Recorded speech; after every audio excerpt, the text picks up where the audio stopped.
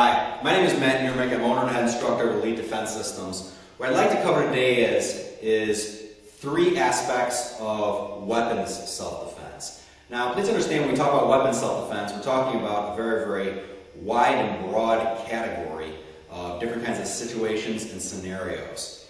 What we're going to be doing specifically here in this video is covering weapon-on-weapon kind of self-defense. Therefore, not only does your opponent have a weapon, but you also have a weapon as well. First thing you have to understand those kinds of situations is that we are probably going to have unequal kind of weapons, or at the very least, different kinds of weapons. In schools and academies, it's very, very tempting where if your partner picks up a stick, you go ahead and you just pick up a stick and now you stick fight. Or if they pick up a training knife, you pick up a training knife and now we just knife fight. That is important, don't get me wrong, but it's also just as important to make sure that we train with mixed weapons. What I want to do today is I want to go ahead and take a variety of different kinds of street-found weapons and mix them in with maybe some of the training weapons that we use in class as well. Now, the three aspects are as follows. The first thing is probably the most basic thing, and that is when you get to a weapon situation, we always want to try to defang the snake. And what that means is that if your partner or opponent is holding a weapon, we want to go ahead and we want to smack that hand or smack that arm. That is going to lead to a visceral response of dropping that weapon. Once our opponent drops that weapon or is disarmed, then we can go ahead and make a decision to either engage and follow up or simply leave the situation. The second kind of thing that I want to go ahead and point out to you is what's called objective. Now, objective asks one question: do I go in or do I stay out? That is going to really depend on what kind of weapon you have compared to the kind of weapon that your opponent has. Now, if you have the shorter weapon of the two, you want to go in. If you have the, let's say, longer weapon of the two, we obviously want to stay out. The third aspect is what we call environment. All environment says is that you have to pay attention to how the environment impacts the weapon they're playing with. If we go ahead and let's say have a long broomstick and now we're in a narrow hallway, or let's say really tight washroom, that weapon is going to be limited somewhat. If on the other hand I have a small Swiss Army pocket knife and I'm defending myself in a wide parking lot, open parking lot of some sort, I'm going to have to engage quite closely in order to really do any kind of damage and truly defend myself if that is what the case calls for. So we have to understand that you have to pay attention to those three aspects. Always defang the snake, pay attention to objective. Do I go in or do I stay out? And last but not least, how does the environment affect the kind of weapons that we're sparring or defending ourselves with? The one that I want to kind of expand upon right now is the whole aspect of objective. You have to understand that when we get into a real-life altercation and all of a sudden somebody picks up a weapon, or maybe they already have a weapon, and we look around and we find whatever, that is random. I may not have 30 seconds or 60 seconds or even 5 minutes to find the exact weapon that my partner has, or even a superior weapon, let's say. So what we have to understand is that objective asks that question: do I go in or do I stay out? So what I'm going to do is I'm going to have Joe come on out here with just a variety of weapons. I kind of want to quiz you right here. I want you to put yourself in my place and ask yourself this question: would I go in holding the weapon that Matt is, or would I stay out?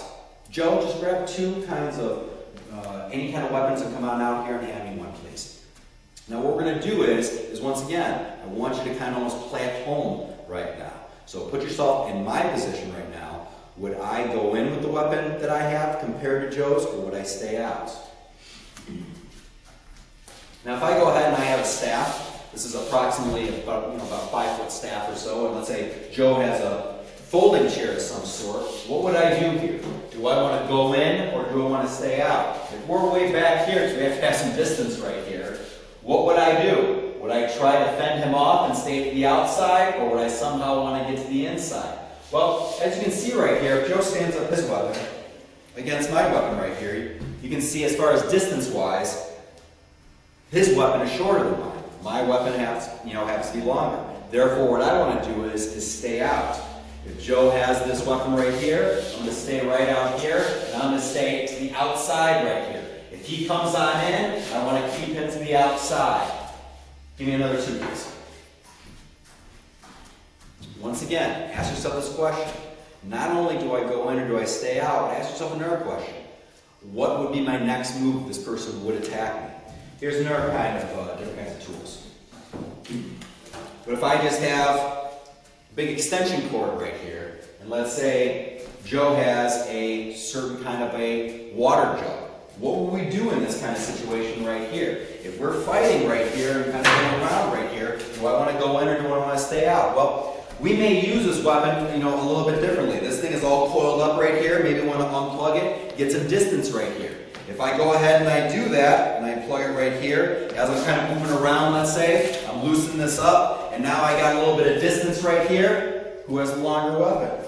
Well, obviously I do in this case. I once again want to stay on out. Now, if our roles are reversed right here, and I have the empty water jug, if you have a filled up water jug, your strategy may be a little bit different. But if I have an empty water jug that I can roll around a little bit, now I need to get inside. So as he swings, I want to get inside right here and go ahead and make contact with this person. Now, in this case right here, you saw me go right for the face and not smack the hand. Something I want you guys to pay attention to is, are there certain kinds of exceptions? Maybe. That's up to you and that's up to the situation. 8 times or 9 times out of 10, we want to go ahead and we want to smack that hand.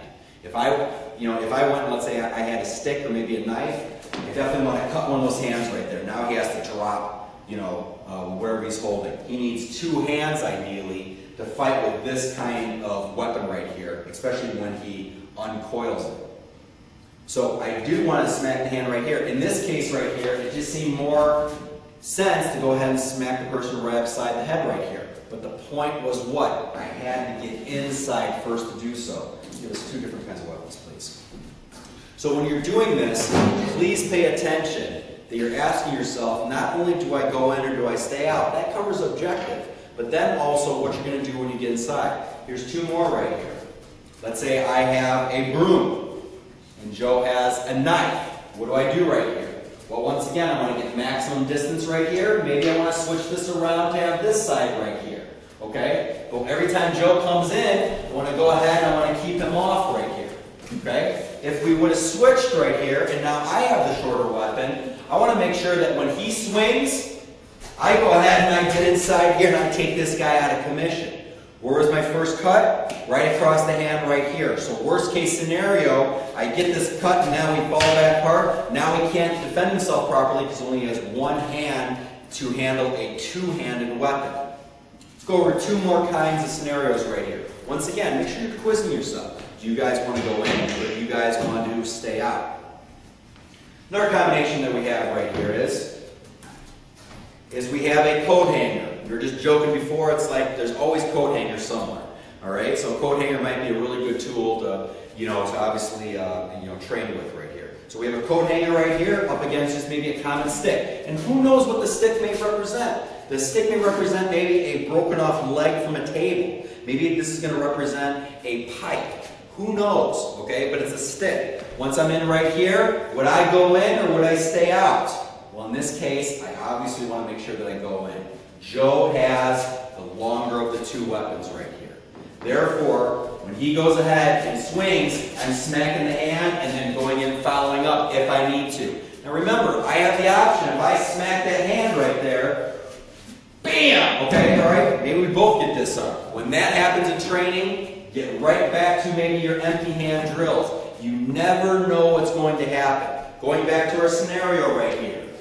If I have a hanger, and Joe has a stick right here. If I smack, boom, and he drops that weapon, if you can get out of the situation and leave it, please do. Let's go through one more kind of scenario, please. Please pay attention that when you're training, things are going to happen that are not expected.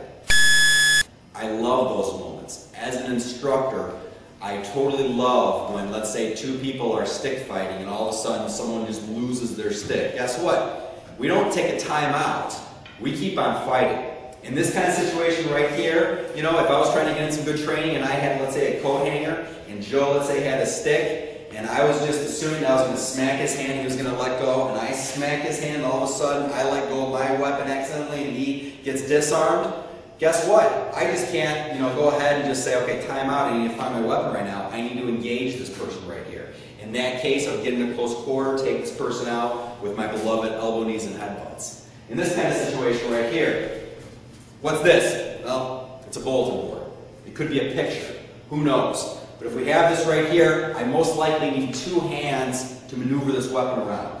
Joe has a staff. This is a kind of a sticky kind of situation right here. What would I do in this kind of situation? Well, ideally what I'm going to do is I'm going to get inside, right? I'm pointing out these situations that may have exceptions, okay? So keep that in mind. As I go right here, I'm waiting for Joe to go ahead and to pass. I may smack the hand right here, maybe jab to the throat. I may, as that passes right here, I may smack the hand, come right down on the foot. Who knows what I may do, okay? There's a whole plethora of follow-ups that we can do. What I want you guys to pay attention to is the fact that we have a bunch of variety of options that we can go ahead and use, but it still falls back to our three fundamental things. Once again, defang the snake. Objective, do I go in or do I stay out? And what kind of environment, okay, that I'm in affects what kind of weapon that I'm holding, or even my opponent is holding. Realize that if you know that if your environment that you're in is going to affect the kind of weapon that your opponent has, well, all the better for you. You have more knowledge in that kind of situation, and that knowledge is going to pay off.